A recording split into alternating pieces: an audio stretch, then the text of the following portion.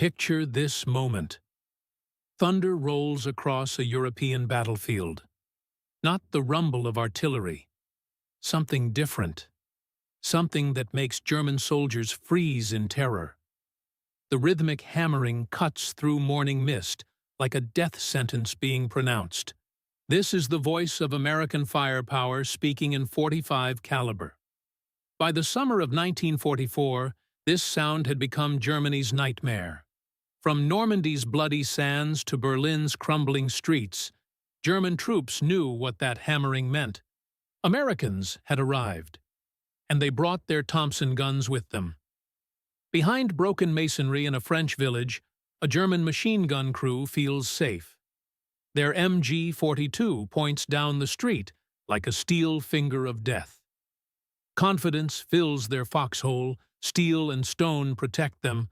Their training tells them they control this ground. Then it starts. That sound, rapid, devastating, final. Seconds pass. Silence returns. The German position goes quiet forever. American infantry has spoken. The Thompson submachine gun has delivered its message. This weapon's story begins not in wartime factories churning out instruments of death.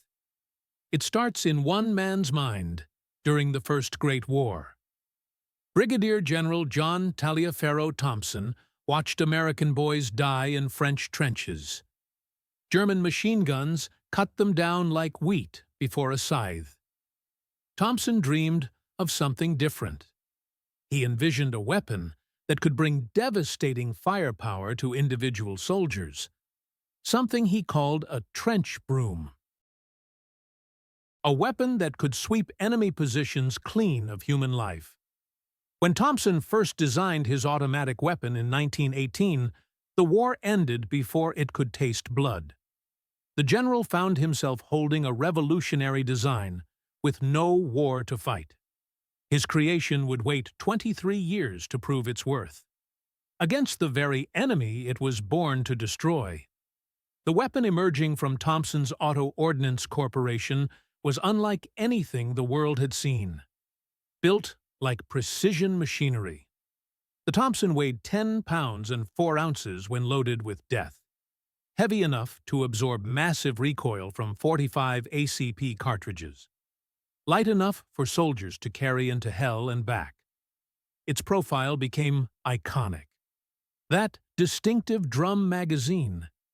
That compensated barrel. As recognizable as any uniform on any battlefield.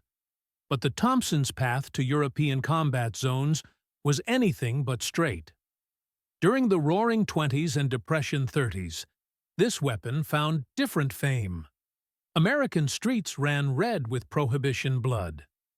Criminals wielded Thompsons in turf wars that made headlines nationwide. Newspapers called it the Chicago typewriter. Organized crime made it their signature weapon.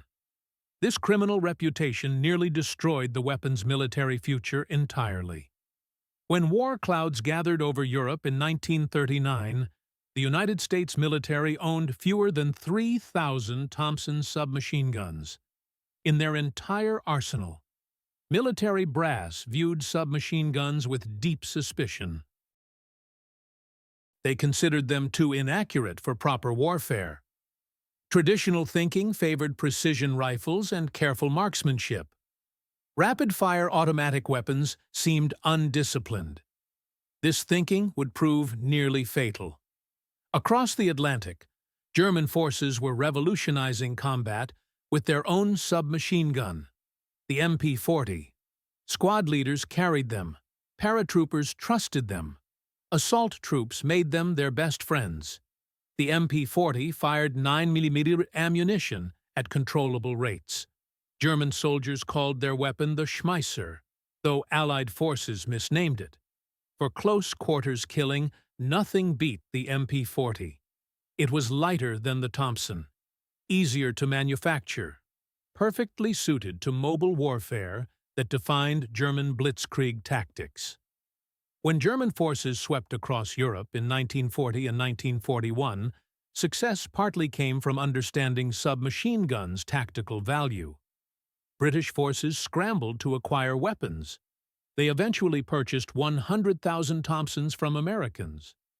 Meanwhile, German infantry squads had already integrated automatic firepower into standard tactics.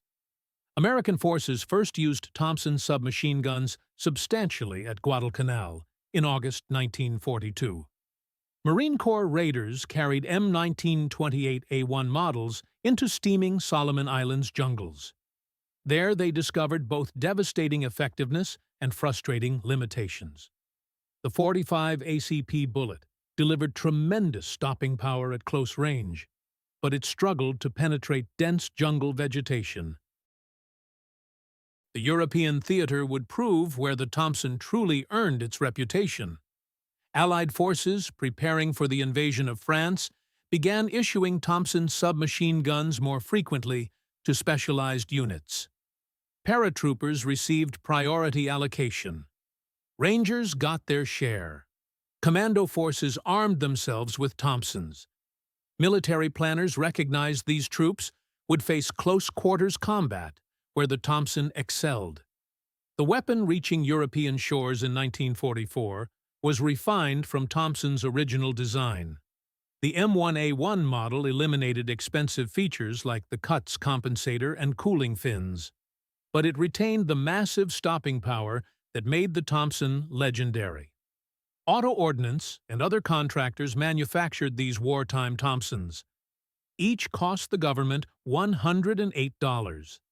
Expensive, but worth every penny to soldiers who carried them into battle. Staff Sergeant William Cartledge of the 82nd Airborne wrote after the war about his first Thompson encounter. He fell in love with the weapon the first time he picked it up. In combat, he found Time magazine's assessment to be an understatement. He could tell from experience that 3 rounds from a Thompson lifted a large man 6 inches off the ground, then dropped him 2 feet from where he was hit. What made the Thompson so devastating wasn't just its rate of fire, approximately 600 rounds per minute for the M1A1 model.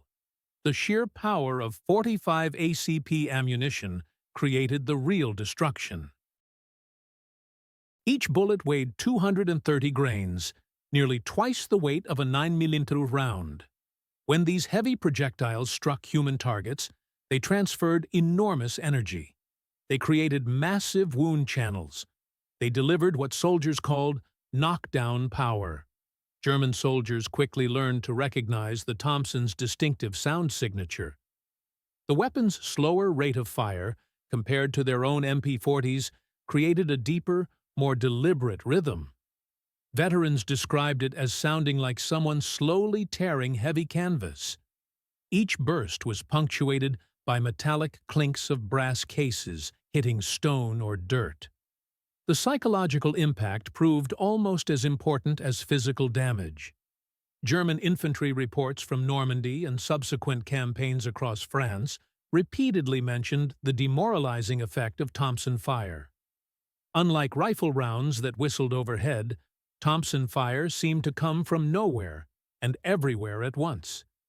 It was delivered by soldiers who appeared suddenly from rubble, hedgerows, or building entrances. German soldiers couldn't predict when death would hammer down on them. American tactics evolved to maximize Thompson effectiveness. Infantry squads developed formation techniques where M1 Garand riflemen took point positions for long-range engagement. Thompson-armed soldiers followed closely behind. When contact was made, riflemen would suppress enemy positions. Thompson gunners maneuvered for close-range assault. This combination proved devastatingly effective in Normandy's bocage country. Fighting often occurred at ranges of 50 meters or less. The close-quarters combat suited Thompson tactics perfectly. German positions that seemed impregnable to rifle fire could be overwhelmed by soldiers carrying enough automatic firepower to shred entire squads. Tank crews particularly valued their Thompson submachine guns.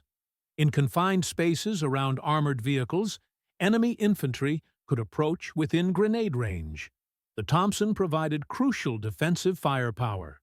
Tank commanders kept their Thompsons within easy reach.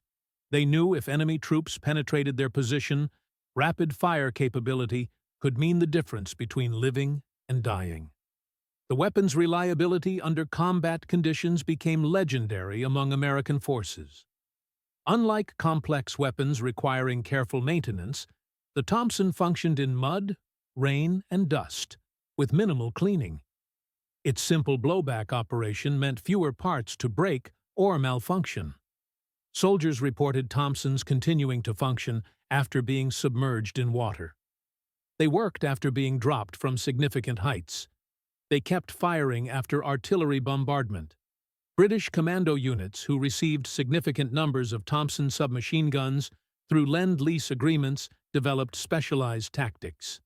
The Thompson's effectiveness in close quarters made it ideal for clearing German strongpoints and bunkers. Commando after-action reports consistently praised the weapon's stopping power and reliability under extreme conditions. Royal Marine Commandos particularly appreciated Thompsons during D-Day landings and subsequent operations along the French coast.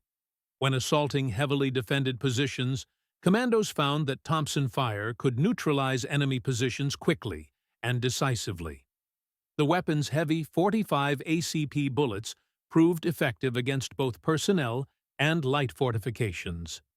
American forces pushing inland from Normandy beaches saw the Thompson's reputation grow among both Allied and German forces. American paratroopers of the 82nd and 101st Airborne Divisions scattered across French countryside on D-Day night. They relied heavily on their Thompson submachine guns during chaotic fighting that characterized the airborne assault. German defenders found themselves facing an unexpected tactical challenge. Their training and doctrine emphasized long-range engagement with rifles and machine guns supported by artillery. American emphasis on close-quarters combat, spearheaded by Thompson-armed soldiers, forced German units to adapt quickly to unfamiliar fighting methods. Wehrmacht after-action reports from the Normandy campaign revealed growing respect for American small arms capabilities. German officers noted that American infantry squads seemed to possess disproportionate firepower for their size. This was largely due to widespread distribution of automatic weapons, like the Thompson and Browning automatic rifle. Bocage fighting in Normandy proved particularly suited to Thompson tactics. In the maze of hedgerows covering French countryside, combat occurred at point-blank range. German positions impregnable to rifle fire could be overwhelmed by soldiers armed with Thompson submachine guns. The weapon's ability to deliver sustained automatic fire at close range made it ideal for these conditions. American soldiers developed innovative techniques for using Thompsons in hedgerow fighting. Rather than exposing themselves by climbing over hedgerows, Thompson gunners learned to fire through gaps in vegetation. They used the weapon's rapid fire capability to suppress German positions while other squad members maneuvered for advantage. The sound of Thompson fire became associated with American tactical aggression. German soldiers learned that when they heard that distinctive hammering, American infantry were close, often closer than was safe for defensive positions. This psychological pressure forced German units to maintain larger security perimeters.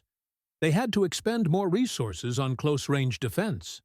By July 1944, American forces finally broke out of the Normandy beachhead. The Thompson had established itself as one of the war's most feared infantry weapons. From Cherbourg's rubble to the Vosges Mountains forests, that distinctive sound of .45 caliber firepower announced American presence to German defenders. But the Thompson's greatest tests still lay ahead. Allied forces would push deeper into occupied Europe. They would face German troops fighting with the desperation of cornered animals.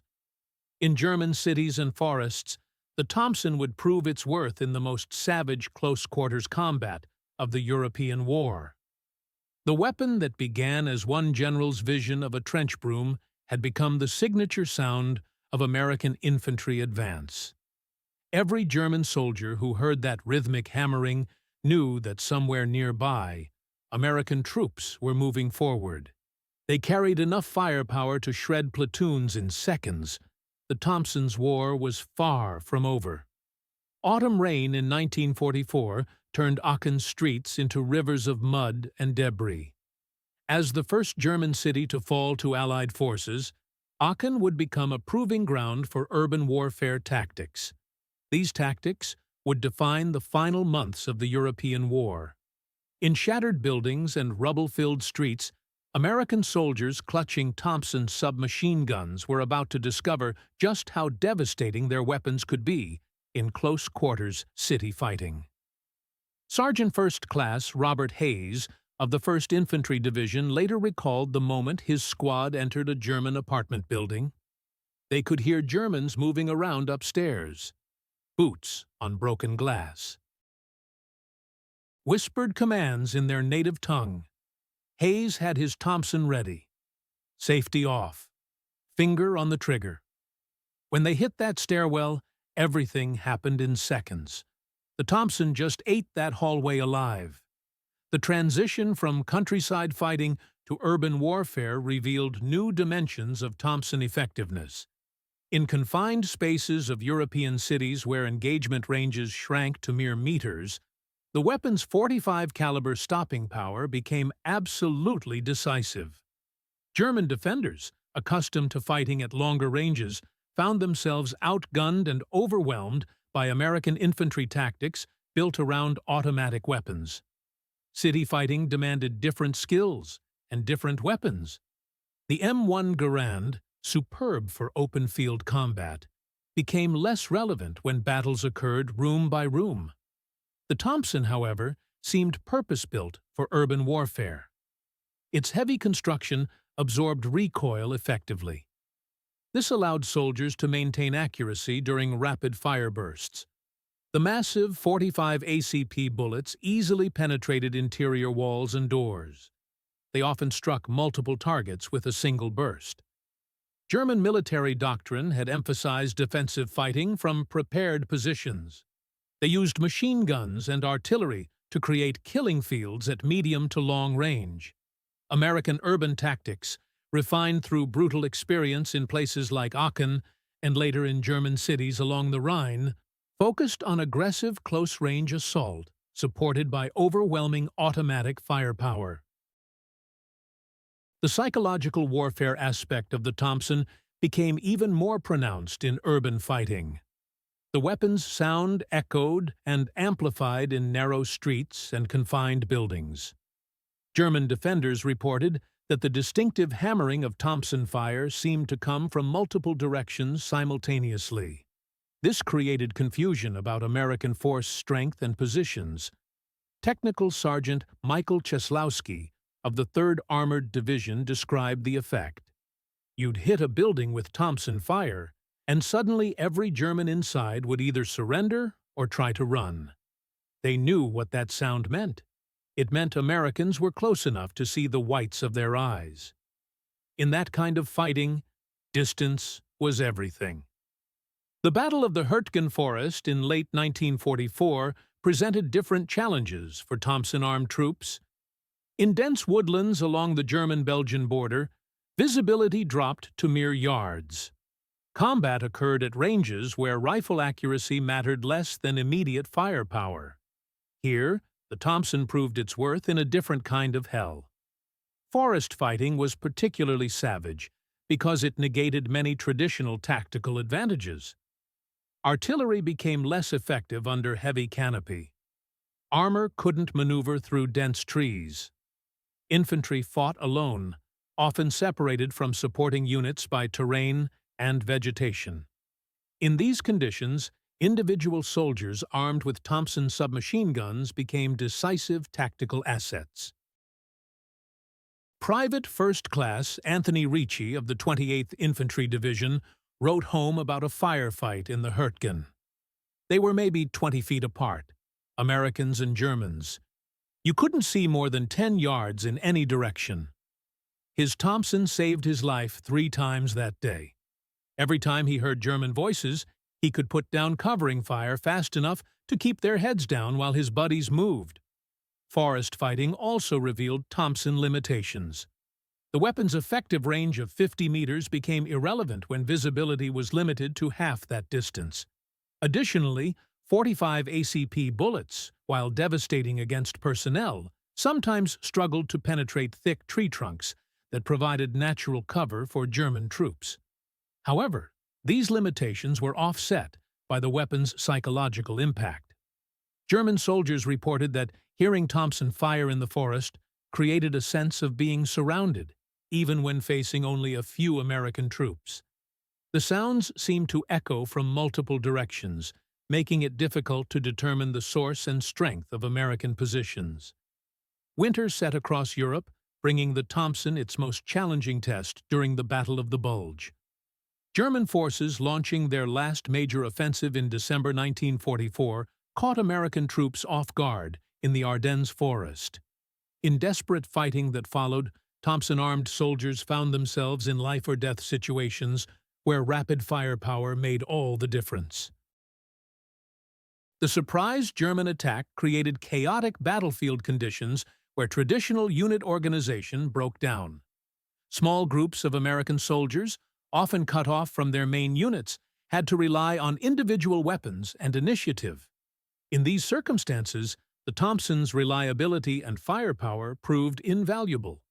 Staff Sergeant James Morrison of the 101st Airborne, surrounded at Bastogne, later wrote about those desperate days. When the Germans hit them that first morning, everything went to hell fast. But every time they heard that Thompson hammer start talking, they knew some American was still fighting. That sound kept them going when everything else seemed lost. Bulge fighting also demonstrated the weapon's reliability under extreme conditions. Temperatures dropped well below freezing. Many weapons experienced malfunctions due to ice and snow. The Thompson, with its simple blowback mechanism and loose tolerances, continued functioning when more sophisticated weapons failed. German forces during the Bulge offensive included many veteran troops who had fought American forces since Normandy. Their reports consistently mentioned the demoralizing effect of Thompson fire. Unlike their own MP-40s, which fired lighter 9mm ammunition, the Thompson's heavy bullets seemed to penetrate any cover lighter than solid masonry. Obergefreiter Heinrich Müller of the 2nd Panzer Division, captured during Bulge fighting, told interrogators what every German soldier had learned. You could always tell when the Americans had Thompson guns. The sound was different, deeper, more final. When you heard that, you knew someone was about to die, and it probably wasn't going to be the American. Thompson effectiveness in winter warfare came partly from its weight and construction. While other weapons became difficult to handle with thick gloves, the Thompson's controls remained accessible. The weapon's heft, often criticized in temperate conditions, actually helped soldiers maintain control when firing with numb hands and reduced dexterity. Allied forces crossed the Rhine in early 1945, encountering German resistance that had evolved to counter American tactical methods. German defenders had learned to respect Thompson firepower and adjusted their tactics accordingly. However, this adaptation often worked against them by forcing German units to maintain larger security perimeters and divert resources from offensive operations. The Rhine River crossing showcased Thompson versatility in combined operations. Airborne troops dropping behind German lines carried Thompson submachine guns as their primary weapons. They knew they would face close-quarters combat immediately upon landing. The weapon's stopping power proved crucial in establishing and holding landing zones until reinforcements arrived. During assault crossings at Remagen and other points along the Rhine, Thompson-armed troops led infantry charges across temporary bridges and through German defensive positions. The weapon's rapid-fire capability allowed small units to suppress much larger defensive forces long enough for additional troops to establish footholds on the eastern bank. Final battles in German cities revealed the full extent of Thompson urban warfare capabilities. In places like Cologne, Frankfurt, and eventually Berlin itself, American forces faced desperate German defenders fighting from prepared positions in their own homeland. The intensity of this fighting was unlike anything seen earlier in the war. Urban combat in Germany during 1945 was characterized by room-to-room, building-to-building fighting, where Thompson advantages became overwhelming. German forces, often including Volkssturm militia and Hitler Youth units with minimal training, found themselves outmatched by American soldiers with superior automatic weapons and hard-earned combat experience. Thompson performance in these final battles was recorded in numerous after-action reports. American commanders consistently noted that Thompson-armed soldiers could clear buildings faster and with fewer casualties than troops equipped with other weapons. The combination of stopping power, rate of fire, and reliability made the Thompson ideal for savage close-quarters combat that characterized Nazi Germany's final collapse. Master Sergeant Robert Linderman of the 9th Infantry Division described fighting in Cologne.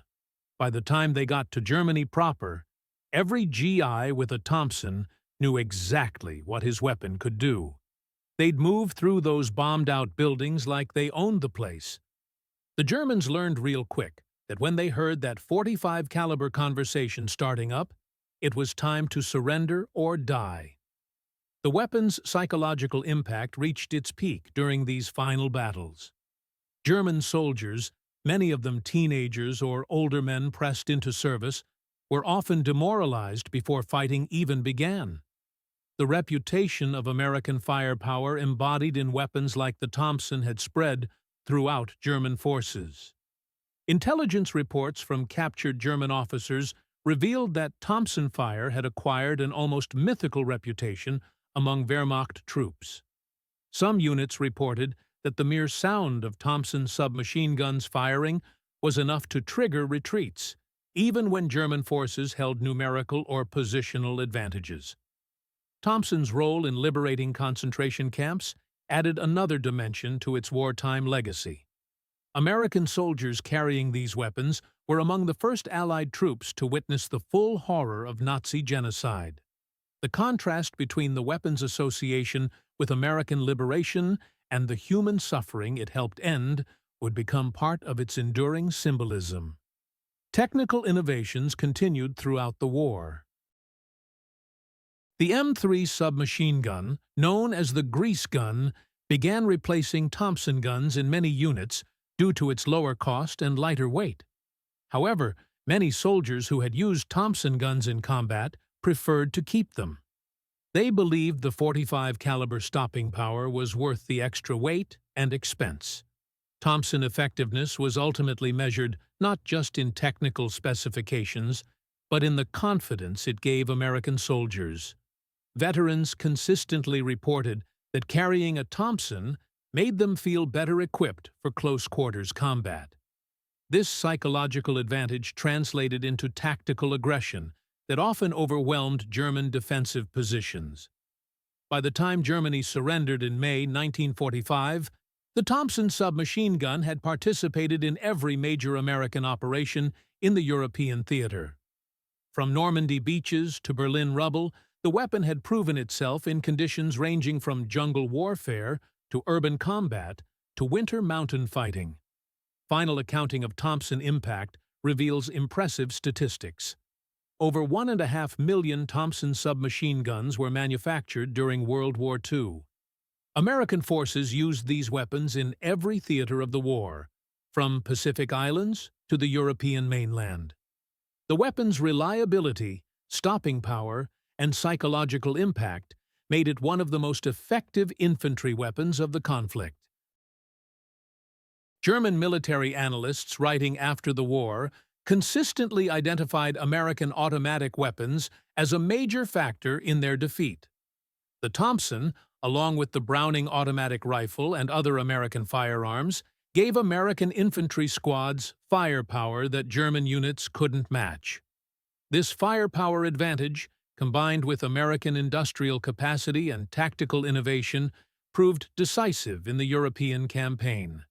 Human cost of Thompson effectiveness was measured in German casualties that might have been American losses without superior firepower. While precise numbers are impossible to calculate, veteran accounts suggest that Thompson armed soldiers consistently achieved favorable casualty ratios in close-quarters combat. The weapon's legacy extended beyond pure battlefield effectiveness. The Thompson became a symbol of American technological and industrial superiority. German soldiers who surrendered to American forces often expressed amazement at the quality and quantity of American equipment, including personal weapons like the Thompson. The sound that had terrorized German forces throughout Europe fell silent on May 8, 1945, but Thompson influence on military thinking continued long after the war ended. The weapon had demonstrated that individual soldiers equipped with effective automatic weapons could achieve tactical results, previously requiring much larger forces. Thompson's submachine gun had fulfilled General Thompson's original vision of a weapon that could give individual soldiers the firepower to dominate close-quarters combat. In the process, it had helped change the nature of infantry warfare forever. The era of single-shot rifles and careful marksmanship had given way to rapid-fire automatic weapons and aggressive assault tactics. Today, more than 80 years after its introduction, the Thompson remains one of the most recognizable weapons in military history. Its distinctive profile and legendary stopping power have made it an icon of American military power. But for soldiers who carried it through the hell of World War II, the Thompson was simply the weapon that brought them home alive. German troops who faced Thompson fire in the final battles of World War II learned too late what American soldiers had known since Guadalcanal. The Thompson submachine gun was more than just a weapon. It was a force multiplier that could turn individual soldiers into one-man armies capable of delivering devastating firepower at exactly the moment and place where it mattered most. In the end, Thompson's greatest victory was not measured in enemy casualties or tactical objectives achieved. Its greatest victory was in the confidence it gave American soldiers. The knowledge that when fighting got close and personal, they carried enough firepower to survive and win. That confidence, multiplied across hundreds of thousands of American infantrymen, helped win a war and preserve freedom for future generations. The hammer had finished its work. The job was done.